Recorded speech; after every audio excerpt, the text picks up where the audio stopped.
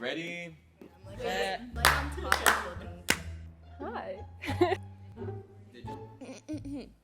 Hi, welcome to video Let's Talk. So let's talk.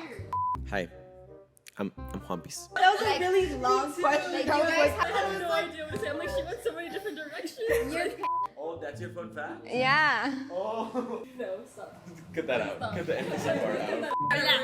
Relax. No. Yes, you're like, When I'm gone.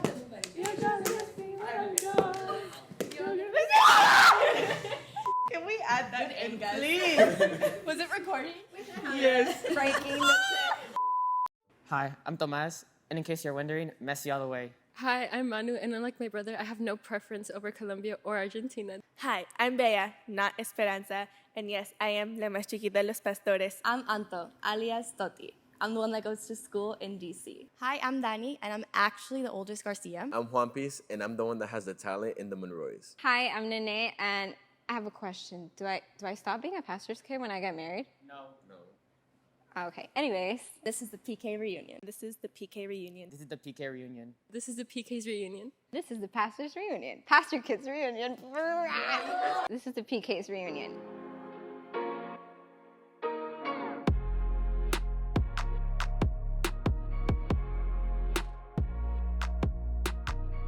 Okay, let's slate it. Ready?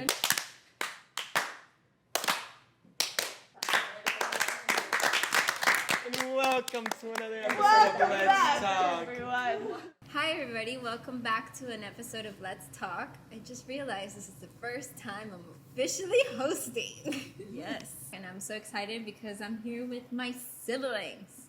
We are the PKs. And this is our little reunion. We have Toti here from out of town. But anyways, we have no audience. This is just us. So let's be us. Pretend we have an audience. Let's be real, guys. It's like, It's time to be real. Okay? My name is Bea. I'm Dani. I'm Toti. I'm Tomas. So there's a lot of things. You guys have been pastors' kids way longer than any of us. But some of us went in at different times. So Manu and Tommy sort of grew up. You guys grew up fully. And One Piece, to extent, he did grow up. I realized that I'm kind of like in the middle because I got here when I was 15. So I got some. In my experience, I definitely grew up in, like, back in the church how it used to be before, like, Canaan was a thing and everything, like church in Colombia. Very, like, stereotypical pastor's kid, like, all these expectations were put on me. I used to get in trouble because I wasn't, like, a very, like, talkative person. I didn't say hi to people and stuff, so everyone would tell my parents, like, oh, like, she's being rude. You tell her to, like, say hi. The expectations of how I should act because I'm, like, the senior pastor's daughter. Like a celebrity. A little celebrity. Like, my dad's a celebrity, and then so am I. Like, I'm just, like, right there behind him. It's definitely very different here. Like, I know Bea's also grown up. You kind of experienced it, probably. I don't know if you remember. But Bea grew up here, and I know it's a completely different experience. And by It's here, much- you mean Canaan. It's much more casual. Like, as much as you would want to be involved in the church is, like, completely up to Bea. Like, she doesn't have to do anything You guys here. kind of lived like similar, even though Yeah. Dani was definitely older. You felt it also. Yeah, Or no, I mean, you remember? I was really young. It's more so like everyone knowing exactly who I was and me being like, okay, haha, like I don't know what's going on, but everyone expects me to smile at them. That's something we talked about too, people expecting us to smile at them always. Yes. And people would get mad if you're not smiling. You'd be like, why don't you smile more? You should be happier. Like, you're Jaime's daughter. You should be happy. And we're like, that doesn't make sense. Like, it doesn't really work that way. Well, finishing off the Garcias, tell us how all of this story is nothing how you live. Sorry, Bea. Not so much attention was brought up to you. She's the promised child. Yeah. Dunklin, which is opposite of Barranquilla. Yeah, so I was born in Dunklin in a manger, according to him. We talked about this in a video. We talked about you. Oh yeah. They said that they had a shrine to me. We don't. Just letting you know. You know what I think that our like people really want to know is how our parents are at home. Not only in what they guide us and they teach us, but just like as people. You know, like one of the things that is really impactful, I guess, like in our life is that, you know, they really practice what they preach. And it's kind of annoying sometimes because like my mom will have like the biggest arguments and then she'll say sorry and I'm just like, I don't need you to say sorry right now. Like, I want to fight a little more. Not yet. You know? And it's not okay, but it's like they really like practice what they preach, but at the same time, like, we're still human, you know, and people probably think that none of us fight with our parents. You know, we just have. They're also like way less serious than people might think they would be. Yeah. Like if you only see them like teaching, they're Tell like, us. oh, like they're very Tell us. serious people. Well, tell them because. But like at home, like they're, especially my dad, like He's a jokester. he's a joke. I mean, my dad won't stay serious for more than 10 minutes without making a joke. He can't. Tell us the truth. What? Tell us the truth. Is that man really that serious? I got to go. How's your dad outside? He chilling? Yeah, Do you think he's funny? Yes, I think my dad is funny. And how's your mom? She's great.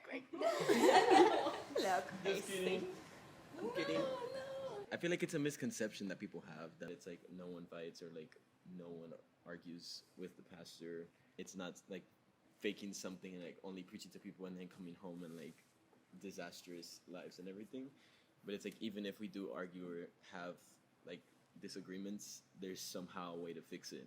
Or it's like even between us, like sibling wise, they're just like, oh, las estrellitas, like they don't do anything wrong. And I feel like it also affects us because we start to like think that we can't do it just because we're like pastors' kids or something like that. So it's like there are things that we're not supposed to be doing, but then there's other things that we kind of tell ourselves that we shouldn't be doing them, and then they lead us to doing like worse things. So like holding our feelings or something. This past semester, my dad and I had an interesting situation. I don't remember what I was doing, but I was trying to figure out something with the class, and I was trying to like strategize to make things work out for my own benefit. And my dad was on the phone with me, and he was like, well, kind of like life lesson moment, but for me, it was like seeing my dad in a new perspective. I saw how highly he holds himself and like his integrity is never broken. You know, this was like a tiny little detail that it was like technically not breaking any rules. It was like bending a rule, and he was like, no, you can't bend the rule. Like bending the rules is still wrong. And I was like, okay, like I need to hold myself to that high of a standard, like no matter what. The fact that they practice within their life and within their kids, you know. The same thing goes with my dad, you know, like we had an argument the other day, and it was so amazing. It was a huge argument, you know, we even spoke about it here. And it was amazing to me to see how much my dad has healed, in that when he yelled, he hurt his throat because of the fact that he hasn't been yelling like that. You know, my dad used to yell like that all the time. And because he's not, like he actually has worked on him, it hurt him. So it's like, you know, everything that was a representation that he doesn't just preach. He actually practices in his life when he preaches. It's a blessing for us to be able to have parents that have devoted their life to God and, you know, really learn and teach others, and you know, God uses them to help change people's life. It's an honor, but at the same time, I feel like it's pressure too. You know, I feel it, and I am the oldest one, and I feel like a sense of pressure sometimes, and like I know. Even in Canaan, like I know that I can mess up and everything, but it's still big responsibility to, you know, when anything happens, you're like, oh my God, like how many people are gonna find out? Like, you know, it's pressure. So like, how do you guys balance that?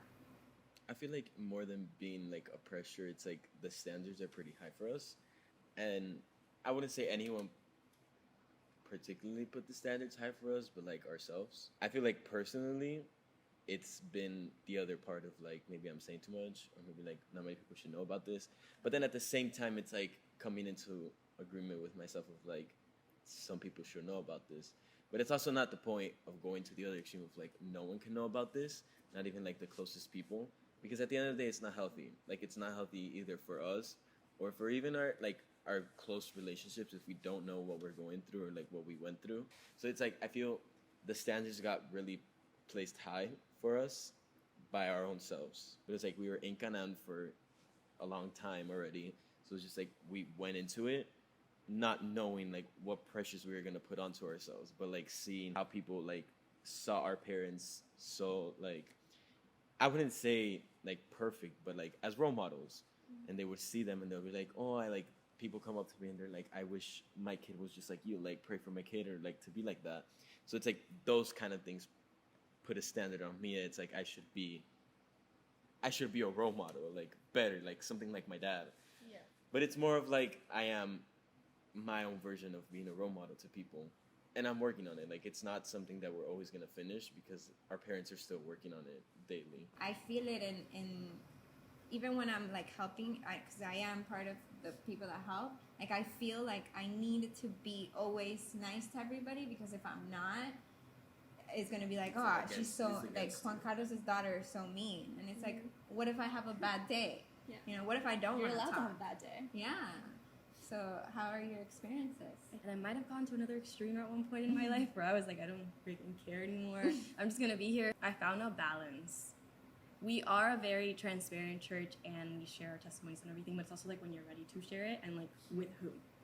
Yeah. I wasn't pretending I was okay when I wasn't. Like you could, like when I was having like a bad time like 2 years ago, you could tell I wasn't okay. And I wasn't gonna come in here like all like smiley, like everything's fine. But I also wasn't telling people, only the specific people that I actually felt comfortable sharing like what was going on and why I wasn't okay. But everybody else would just ask me and I would just be like, no, like, Yeah. I'm not gonna be super specific with you just because there's so many people here. Yeah. And everybody knows me. Everybody knows who I am and I'm their daughter, but I don't know them. So it's like, That's key. yeah. You need this. Yes. Límites, tilde Say la it with me. límites. I feel like that's something that's changed for me now, like being away from home, is no one knows who I am, no one knows anything about my family, no one cares. There's no pressure anymore. Right, moving So, away is It's been like the opposite of, I still need to make sure I'm acting up to like the level I want to hold myself to without knowing, like with knowing no one else is watching out for that, if that makes sense. And in the end, like now, like towards the end of my 3rd year, like I've had friends that have told me like, I like coming to you to tell you things because I know I can trust you. Like for some reason, I feel comfortable telling you things about my parents, and like they don't know why, but there's something between us that they feel safe when they talk to me. So I feel like it's like confirmation for me that I've done a good job in keeping myself, like staying true to The myself light is all in these you. years. Like didn't lose my light in college. I know that would happen to me in Orlando too. Yeah. And also, I thought of this when you were saying it. Being away and not having people like checking in on me all the time the way that it was here, and I ended up missing it. Yeah. Because no one's gonna like get into your business if you don't let them, and they just let you do whatever. And then it was just like a whole year of only when my mom would call me that somebody actually knew how I was doing. Because I could open up to my friends, but they weren't like, not to that. They didn't want to talk about different things. It's not like the same thing as here. Yeah. So it's like, don't take it for granted. Also, Don't take Canan's hugs for granted. yeah. No one hugs you. Starts crying. What about you? Like, does anybody ever tell you like, oh, are you gonna be a musician like your dad? Like, anybody compares you to your dad? Like people ask me, like sing or play instruments like that. Like I don't. Yeah, you're right. Actually, yeah. When I was younger, someone asked me like, "Oh, like, are you gonna run Canaan one day when your parents are here?" And I was like, "I'm 10. Like, I don't know." They definitely expect one of us. Yeah. Like someone here, and it could be none of us. I think it's a blessing that we have those type of parents, you know, because I know for a fact that your parents have never pushed you guys to be part of anything in the church. And that says a lot. Like, you're about to graduate, and never has it been in the question, like, are you going to be a leader, though, or are you going to, like, go and do something else? It's fully up to you. Before going away for college, like, my family was obviously very supportive. Like, my family was very supportive of me going away, but some people around me that weren't part of my family, like, in the community, weren't too supportive because they expected my parents to behave in this, like, stereotypical way. And they would tell me things like, you're making your parents very sad by leaving. Why are you doing this to them? If you stay, you'd make everyone happy. Well, like, I wouldn't be happy. Yeah. Like, I'm chasing a dream, like, and they're supporting me, so I'm gonna do it. It goes back to, which is kind of also like the focus in this, is that we are individuals besides being like our parents' kids.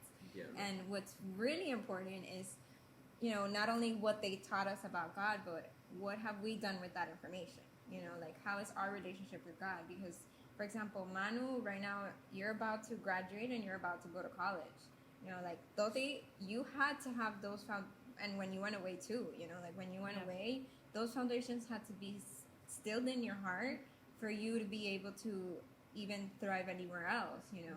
And now that you're preparing, like, you owe that to yourself, like not even to your parents, you know? And that's where people, and it's not that people, we're not here, you know, attacking what people say or don't say. It's what we know is brought upon and to bring light to other pastors' kids, that it's not about what our parents do. It's, okay, how's your relationship with God? You know, what do you have installed in your heart? Not everyone has a calling to be in a Exactly. church. And that doesn't, a pastor's a calling. yes, and that doesn't mean that you're also not going to be like spreading God's love to people You can and shine like shine your light anywhere else. Because Who's if an not, example? you're stuck in the church. Like you can't only do God's work here. I feel like that's also an example of like going back to how when Toti kind of left Canaan, she didn't even leave Canaan. Like we're talking about. She went out of town. She went to college. Yeah. No, but I'm saying like not being in Canaan every Sunday here. Like I feel like people think that once you leave church, like you're gonna step into the world and you're gonna like fall That's into what they it. would So tell it's me. like, it's like I guess like we can fall into it if we don't have our own like strength to do, like to stand strong in our faith. But I feel it's also something of like we don't have to stay stuck in church. You get me? And you And can it's fall like- in church also. Let's not forget. Also, people think that like leaving church is a bad thing. Like leaving a church, like you can leave on good terms. It's like you're holding yourself to this place and this name and this like four walls, and like you're part of them. And it's not even that like we're part of Canaan, but we're not like Canaan is holding us here. Like we have the freedom of leaving Canaan and even coming back. Like the doors are always open. Sometimes they're locked only past 9 p.m. The doors are always gonna be open for us, even if we like fall in things that we're not supposed to, or even if we take the decision to like go our own ways in our ministry wise, or even like leave the college. So it's like I feel like that's the freedom that we've gotten here in Canaan in general, like stepping away from the pastor's kids part. But it's like as people here in Canaan and as like members of this amazing church, being in Canaan is nothing different than being a pastor's kid in Canaan. Like we're both the same. Like whoever's watching this, like you, us, we're the same people. We just have the pastor's last name, and Actually, we blood. experienced that. Remember the last time that we were all together, and like there was somebody there, and they were talking about how like they feel like they can't hang out with us because we're like this group. The untouchable. Yeah, Yeah, and yeah. I was like, what are you saying? I know, Like, I saw her. She I was like, what are you saying? Like, I could be your friend. I want to be your friend. I I was so worried. I was like, who else is thinking that we're untouchable? Like, they didn't feel welcomed. Yeah. And I think that that's important to also mention. We're not like that. I mean, we know that we're not like that, and we're very approachable. And you know, for We're anybody touchable, guys. that is part of this community, like we are all very open. It's something that Danny and I were talking about before. It was like something that we portray also. If you're greeted with someone for the first time and then they see you as like someone that's not approachable, like immediately, even if you're from Canaan or like not from Canaan, like that's the impression you get from someone. We didn't intentionally fall into it, but it's like we also placed ourselves there unintentionally. Even though we are transparent and we like show what we're really going through, there's like a sense of like respect that we should have over other people that we don't forget. Like I can come to Canaan on a Wednesday and be like very tired and mad, but it's like I'll put it in a personal example. Like if someone asks me, I'll tell them like I'm not doing good, just so they understand. But in a way, like I'm not gonna tell you what's going on. I feel like that's like the middle of this, of like for people to understand that. What about you, as a man? The first man of the house. Do you feel pressure that you're gonna be like the one that's? I know mine was the following your dad? oldest, but you're like the first man. Do you feel? Does anybody in your house put that pressure on you? No. We're winning. Thank you, Lord. Some people, I'm not saying everybody. Some people probably think like that. Dami and Julis are like, you guys have to do this, or else you're doomed for life. Directora de niños. Yeah. I feel like it's also it's a pressure that I guess the successors, however you say it, eso, of like Canaan, but it's like people come up to me and they're like, "Are you gonna be the next pastor?" And I'm like, "No." Well, People are don't putting say me that. anyways. You don't know what God But wants. like, what I'm saying is like the Like pressure right of now, me. you don't want to be one. Yeah, Whatever we do end up doing, it's because God has led us to do it. You know, like, and I think that I speak for myself in that because I came to Canaan when I was 15, you know, and that's another reason why all of this, like being a pastor's kid, doesn't mean that we have it, you know, that have that conviction. Every single position that is represented in this church is an honor, and it has had to work through it. So even that expectation, it's like, I hope you're expecting that I heal, you know, I hope you're expecting that I have that relationship with God, you know, I hope that that's what you're expecting. And, you know, I think in a way it's good also that they do, some comments I do receive, you know, because it's like, you're seeing work in me, you know, like if people compliment you singing and all that, it's because God is doing that in you. It's not because you're Jaime and Lily's daughter, it's because God is working in your life. The fact that you're being successful in your career, you know, God is using you. And you don't have to be here preaching. You don't have to have a mic in your hands, a stage for God to use you. You know, wherever you're going to go. You guys just serve me, you know. That's already because you guys have that conviction that you want to do it for God. And that's the most important part. It's not because you inherit something. It's because you have it in you and God is working in you. The perfect example is our parents, you know, like all of our parents actually, because your parents have been Christian for a long time, but they were born Christian. Yeah. You know, your dad was not born out of a pastor. Yeah. So God moved things in each one of our parents' life for them to become the person that they are today. And he will do the same thing with us. So if one of us does end up in a position of leadership, it's because God wanted that. I finished my TED Talk. I'm just kidding. It was really nice to have you guys here. I thought it was really nice to have you back home. And Donnie, and then I don't know why I was going to say Donnie. Like if you were back home too. Welcome back from Disney. It's been 3 years. Thank you guys for being here. I love you guys. And let's keep that bond that we have, though. You know, everybody else, you're welcome to be our friend. Oh, yeah. the touchables. We are touchable and approachable, and we love y'all. That is a cute heart. We're all making different work. What's going on? That was like 15 minutes. Cut. It was 15 minutes and 46. That's about it for today. Come back for our next video. Like and subscribe, comment down below. Make sure you click the bell to get notified.